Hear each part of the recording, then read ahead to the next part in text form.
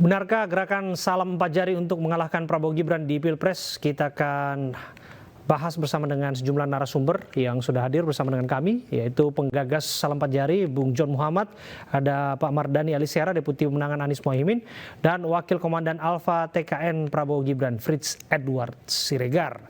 Assalamualaikum, selamat malam Bapak-Bapak. Waalaikumsalam, selamat malam. Ya, saya ke Bung John terlebih dahulu. Bung John, setahu kita kan yang jelas pasangan calon presiden ini ada 3. Tapi kemudian ada muncul salam empat jari. Apa kemudian arti di balik salam empat jari ini?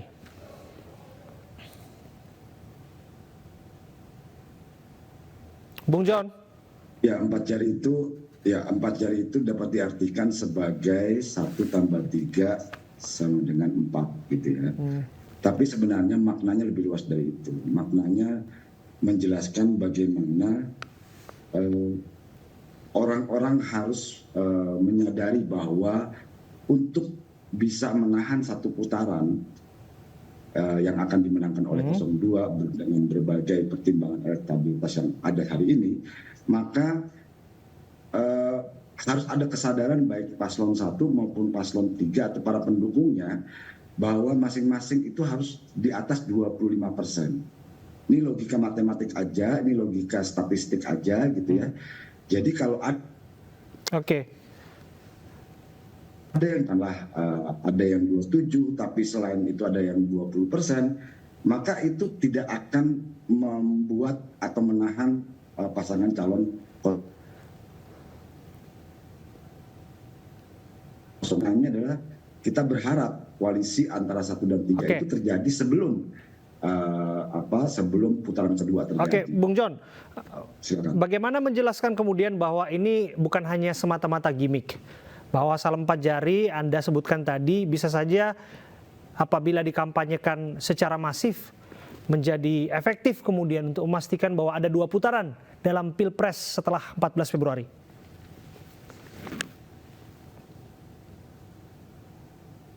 Ya, kalau dibilang gimmick enggak ya, karena ini kalau dalam Partai Hijau sendiri kita sudah mengambil sikap di bulan November bahwa kita tidak mendukung atau menolak pasangan calon 02 karena kita anggap prosesnya melawan konstitusi atau melanggar hukum gitu.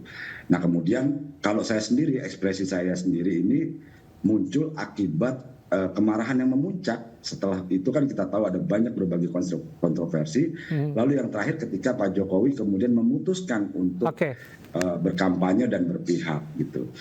Jadi kalau dibilang gimmick ya enggak, kalau dibuat kami ini bagian dari keputusan bersama. Yang kedua, yang paling utama ini memang secara pribadi, kemarahan saya pribadi yang kemudian. Kalau kita lihat kan fanatisme pendukung antara 1 dan 3 juga kan hari ini ada di kubunya masing-masing. Lebih besar gitu. Iya. Kalau kita lihat kan fanatisme dari pendukung ataupun garis-garis dari pendukung ini kan kalau bisa kita nilai berseberangan, apalagi ada 2 partai di sana yang memang berbeda haluan. Apakah kemudian gaya komunikasi yang Anda sampaikan melalui salam empat jari ini dirasa mampu melewati batas-batas itu?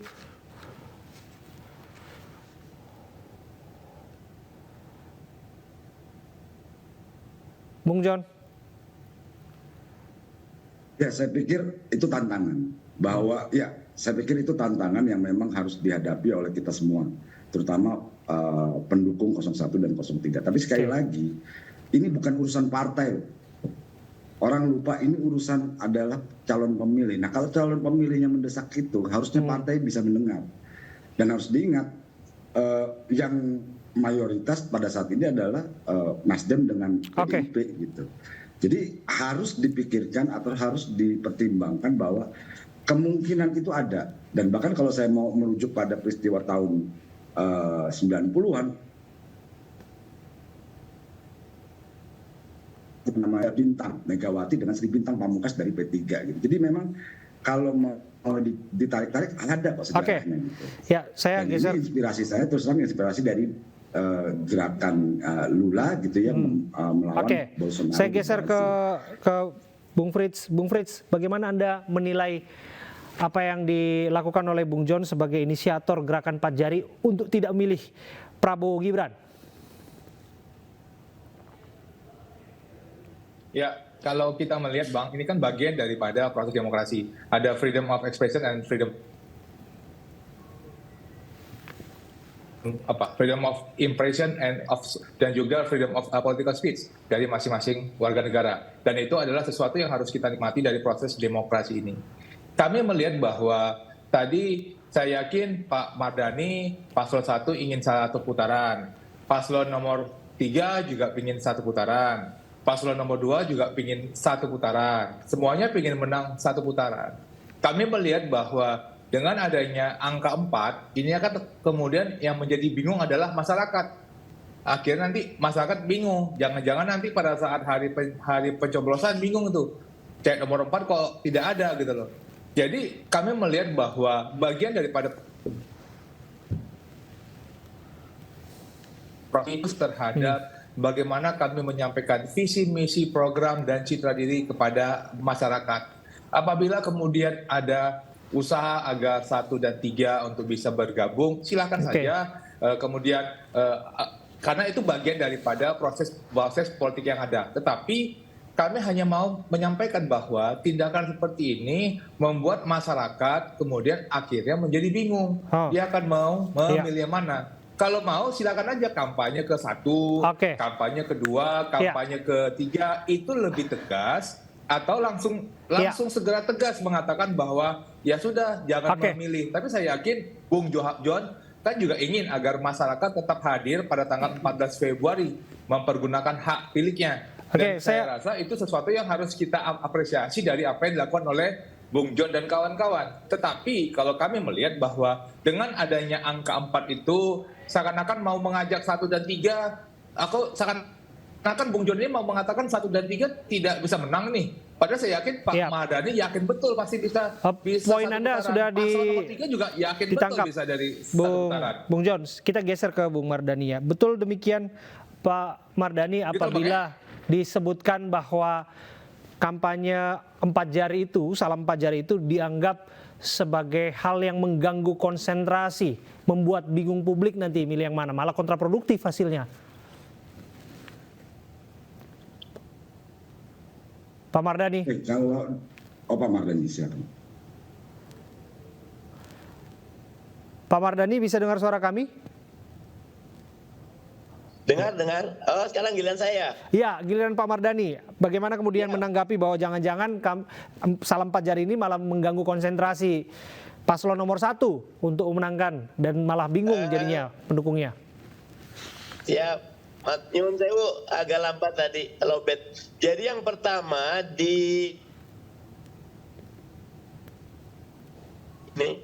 dan tidak perlu John ini dimasukkan dalam framing 01, 03 atau 02, jangan. Biarkan dia jadi gerakan civil society yang membangun kesadaran bahwa pemilu harus luber dan jurdil. Kalau saya menilai biarkan saja. Ini kayak dulu ada gerakan 2019 ganti presiden dan lain-lain. Biarkan itu jadi gerakan organik. Kalau dia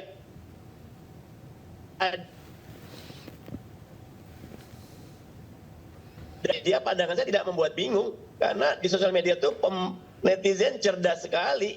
Yang dimaksud dengan salam 4 jari itu bukannya dukung 01, 03 atau 02. Tapi ini gerakan kesadaran, gerakan moral, gerakan etis, gerakan logis, dan itu bagus, bikin demokrasi kita sehat. Dan saya yakin tidak bingung, karena yang engage di media sosial, nyun sewu bukan kelas menengah bawah gitu lah. Oke, terputus-putus, tapi sedikit banyak kita bisa menangkap pesan yang disampaikan oleh Bung Mardhani. Kita harus break sejenak Bapak-Bapak. Kami akan kembali saat lagi di iNews Prime. Tetaplah bersama kami. Anda kembali di iNews Prime bersama saya Abraham Silaban. Kita lanjutkan kembali berdialog bersama dengan sejumlah narasumber kami. Ada Bung Frits, ada Bung John dan juga Bung Mardhani Alisera. Saya kembali ke Bung Frits.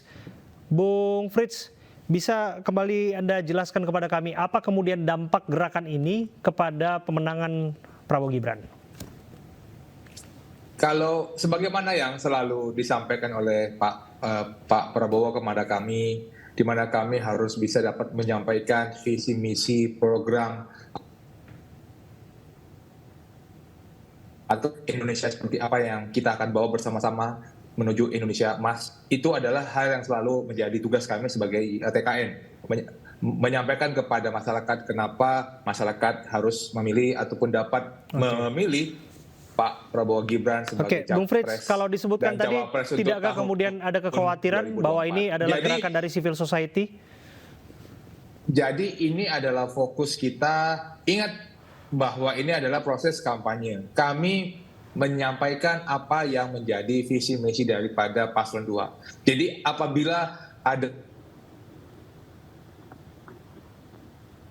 dan saya sepakat apa yang disampaikan oleh Bang Ali, Bang Mardhani, bahwa ini adalah bagian daripada pendapat daripada masyarakat. Itu sesuatu yang harus kita hargai bersama. Kan ini kenikmatan daripada demokrasi itu sendiri. Masyarakat bisa untuk menyampaikan. Jadi kami fokus untuk dapat menyampaikan proses kampanye ini, melanjutkan kampanye ini untuk dapat menyelesaikan pemilu ini sekali putaran.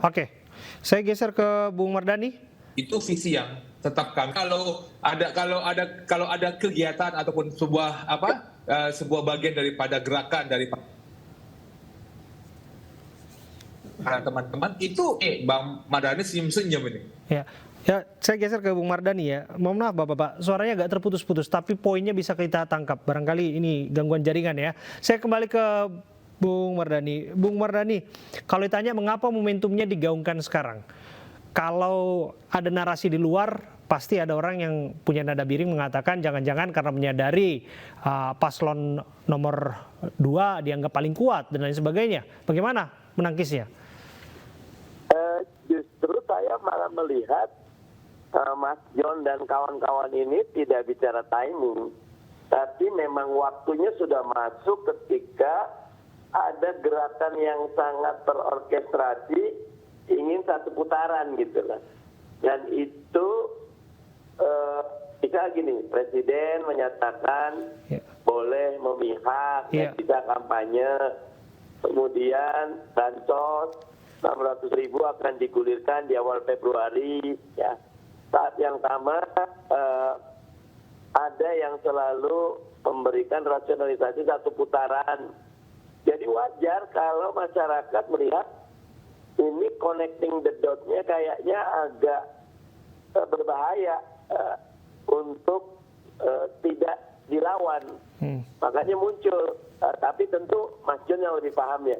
Tapi kalau buat saya, Mas John dan kawan-kawan itu tidak bicara timing, tidak bicara strategi besar, tapi ya ayo karena ini gerakan, kita mulai aja gitu. Dari situ nanti mungkin akan ada resonansi di masyarakat. Begitu. Bung John, bagaimana memastikan bahwa ini menjadi suatu yang tidak meluap begitu saja dengan cara ataupun tempo yang singkat, tapi kemudian bisa menguap dan menghilang? Bagaimana memastikan bahwa gerakan ini akan bisa disalurkan di bilik-bilik TPS?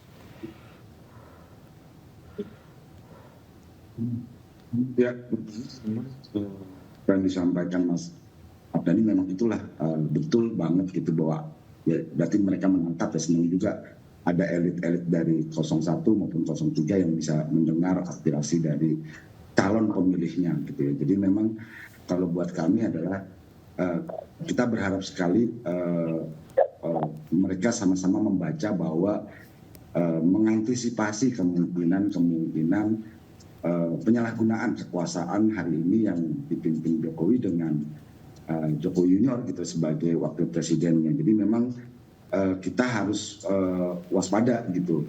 Nah memang bahwa apakah itu akan terjadi satu putaran, dua putaran ya kita nggak pernah tahu. Tapi yang menjadi itikat baiknya adalah mencoba mempertahankan oposisi ini sebagai oposisi yang permanen gitu. Itu yang menjadi itikat baik kami. gerakan sebagai bentuk civil society atau sah-sah saja, tadi sudah disebutkan ini adalah kemerdekaan dalam berekspresi, apalagi kita juga harus memberikan support kepada kemerdekaan untuk menyampaikan pilihan secara independen nanti ya, ketika kemudian kita masuki tanggal 14 Februari di bilik pencoblosan. Terima kasih ya Bapak-Bapak sudah hadir dan sudah berbincang bersama kami, Bung Frits, Bung John dan juga Bung Mardhani Alisera.